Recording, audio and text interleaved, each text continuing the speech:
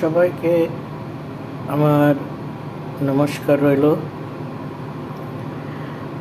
আজ আমি কুয়েতিদের জন্য একটি সালাদ তৈরি করলাম। সালাদের উপাদান হচ্ছে avocado, tomato, carrot, brinjal, parsley পাতা,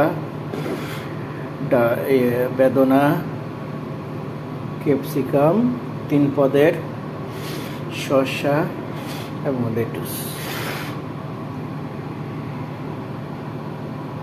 তা এই সালাদ সস রোমান সস। রোমান মিন্স ডালিমের সস। আপনাদের দেখাচ্ছি এই ডালিমের সস।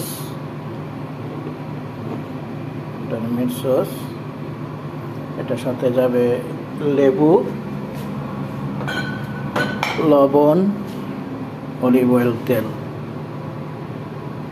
আর আজ রান্না করা হচ্ছে ঢেঁড়স দিয়ে দুম্বার মাংস। এই ঢেঁড়স দিয়ে দুম্বার মাংস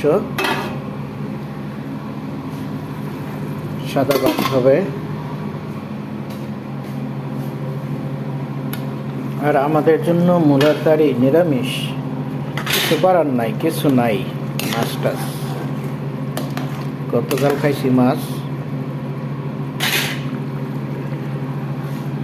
আর এখানে গতকালের মাছ আছে।